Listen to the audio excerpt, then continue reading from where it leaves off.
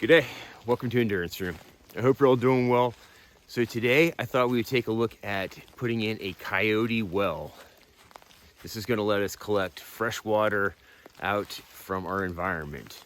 We've had quite a bit of rain the past couple of days, so we should be good. And this is actually our first little bit of snow. So we'll dig out the well and we'll just watch and see what happens. Welcome to Endurance Room.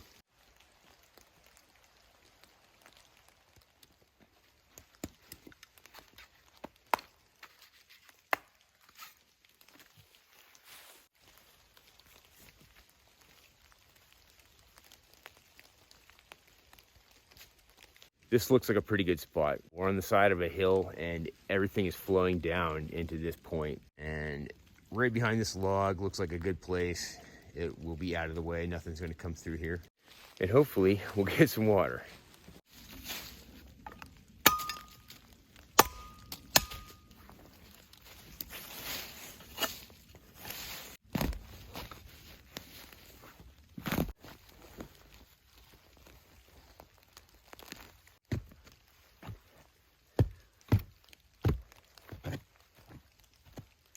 Scratch that. I was hitting too many tree roots. Let's go down the hill closer to the creek. This would be a much better spot. We're right down by our water source, and this whole area right here is very, very wet. And truth be told, there's already a natural one here. Our work's already been done for us. We're gonna dig it anyway, but yeah, right? That's basically a Coyote Well. So the idea for me with this well is to not only collect water, but filter it. This stream that you see here, very nice, but up above it, through the trees, is a big marshland, and there's beaver there. And the idea is to use the soil, the sand, to filter out the water so you're not getting contaminated by the animals.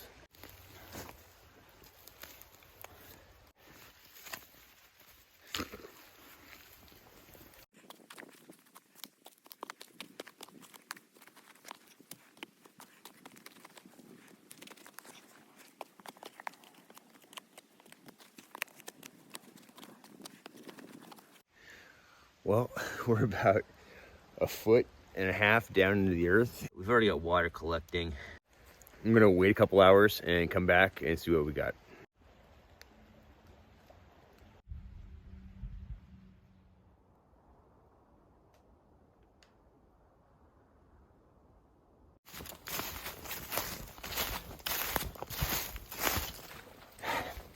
All right, guys, so it's now the next day, and the temperature dropped significantly overnight down into the 20s.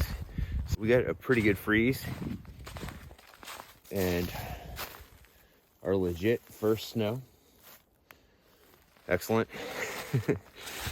But everything back at the homestead was frozen up outside, so I don't know what we're gonna find down in our Coyote Well.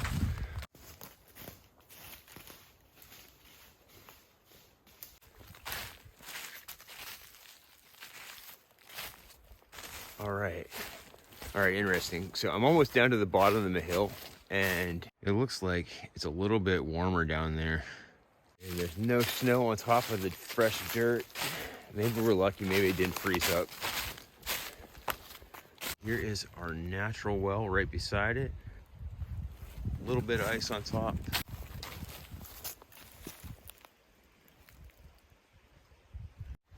Cool.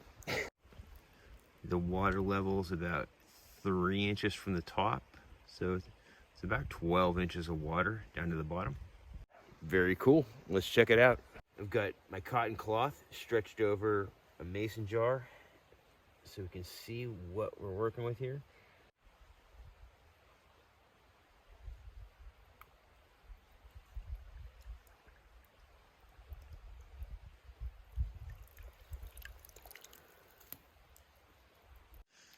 Perfect.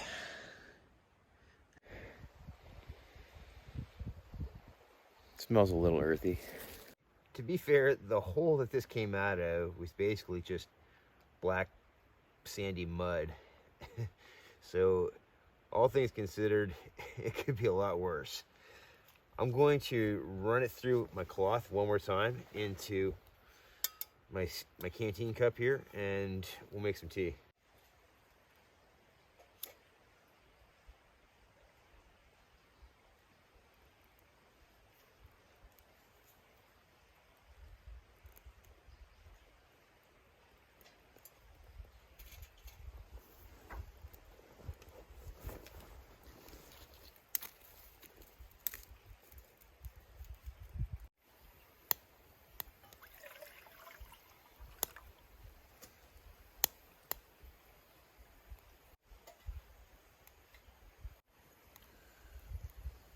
So I've got some fir needles, and typically I like white pine.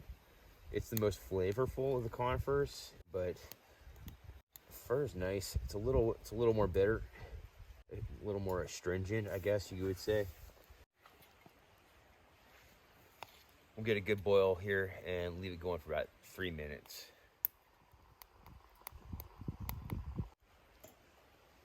Looking pretty good there.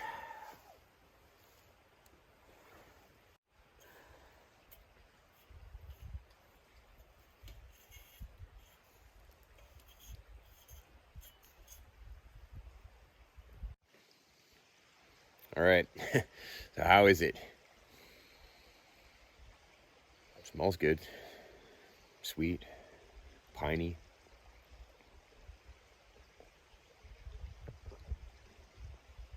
It's fine. So one of the benefits of adding in those pine needles, or fir needles in this instance, is to help improve the flavor. You'll get vitamins, some nutrients out of it, vitamin C for one, but it will help improve the flavor of your water if you're sourcing it out in the wild. I've taken water from swamps, from standing water that was stale, and it had a smell to it, and this is definitely the way to help make it more palatable. And then you can also add in a coal from your campfire, and that will help pull out any sediments or toxins, much like charcoal does, to help clean it up further and make it that much better. So that's what I've been doing the last couple of years, and it's been working good for me.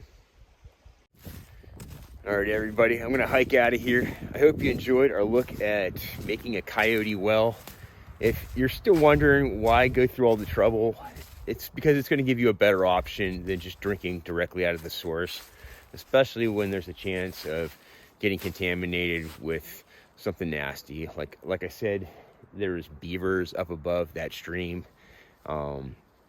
Animal feces, dead animals, who knows? So it's going to give you a better option than just drinking directly out of the source in a survival situation. You still want to filter and boil your water. That's going to help make it, as safe as you can out in the woods.